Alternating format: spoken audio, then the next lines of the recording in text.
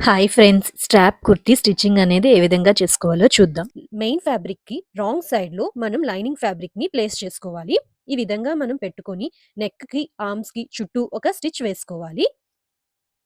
ఇక్కడ నేను నెక్‌కి, ఆర్మ్స్‌కి ఒక స్టిచ్ వేసుకున్నాను. ఇప్పుడు మనం నెక్ చుట్టూ చిన్న చిన్న కట్స్‌ని పెట్టుకొని ఫ్యాబ్రిక్‌ని మనం రివర్స్ చేసుకోవాలి. ఇక్కడ నేను ఫ్రంట్ పార్ట్, బ్యాక్ పార్ట్ రెండిటి యొక్క మెయిన్ ఫ్యాబ్రిక్, లైనింగ్ ఫ్యాబ్రిక్‌ని జాయిన్ చేసుకున్నాను.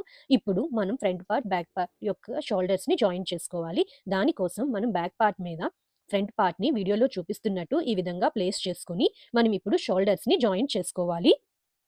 ఇక్కడ నేను షోల్డర్స్‌ని జాయిన్ చేసుకున్నాను. ఇప్పుడు మనం లేస్‌ని స్టిచ్ చేసుకోవాలి. దానికోసం మనం 2.5 ఇంచెస్ దగ్గర మార్క్ చేసుకోవాలి. వీడియోలో చూపిస్తున్నట్టు షోల్డర్స్‌కి కిందన 2.5 ఇంచెస్ దగ్గర మార్క్ చేసుకొని, లేస్‌ని తీసుకొని మనం నెక్ చుట్టూ లేస్‌ని ఈ విధంగా పెట్టుకొని స్టిచ్ చేసుకోవాలి. 2 లైన్స్‌లో లేస్‌ని స్టిచ్ చేసుకున్నాను. ఇప్పుడు మనం ఆర్మ్ రౌండ్ దగ్గర కింద నుంచి 2 ఇంచెస్ దగ్గర మార్క్ చేసుకోవాలి.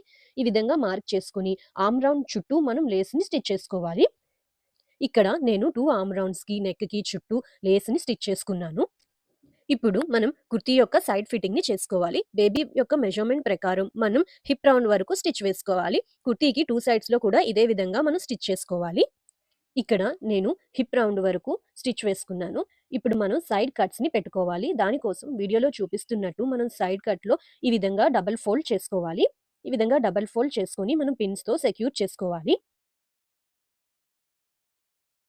ఈ విధంగా మనం కుర్తీకి 2 సైడ్స్‌లో డబుల్ ఫోల్డ్ చేసుకొని పిన్స్‌తో సెక్యూర్ చేసుకోవాలి. అదే విధంగా కుర్తీకి బాటమ్ పార్ట్‌లో కూడా మనం డబుల్ ఫోల్డ్ చేసుకొని పిన్స్‌తో సెక్యూర్ చేసుకోవాలి. ఈ విధంగా మనం డబుల్ ఫోల్డ్ చేసుకొని పిన్స్‌తో సెక్యూర్ చేసుకోవాలి. ఇప్పుడు మనం స్టిచ్చింగ్ ఏ విధంగా చేసుకోవాలో చూద్దాం.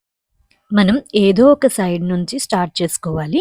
ఆల్రెడీ మనం డబుల్ ఫోల్డ్ చేసేసుకొని పిన్స్‌తో సెక్యూర్ చేసుకున్నాం కాబట్టి, దాని మీద లైన్ వేసుకుంటూ వెళ్ళాలి. అక్కడ కార్నర్‌లో ఈ విధంగా టర్న్ చేసుకోవాలి మనం.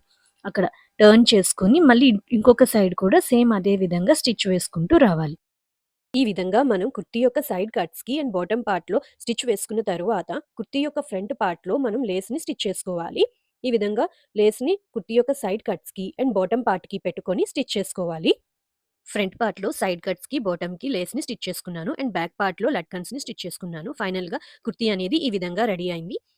Please watch full video in Ojaswi creations. Thank you.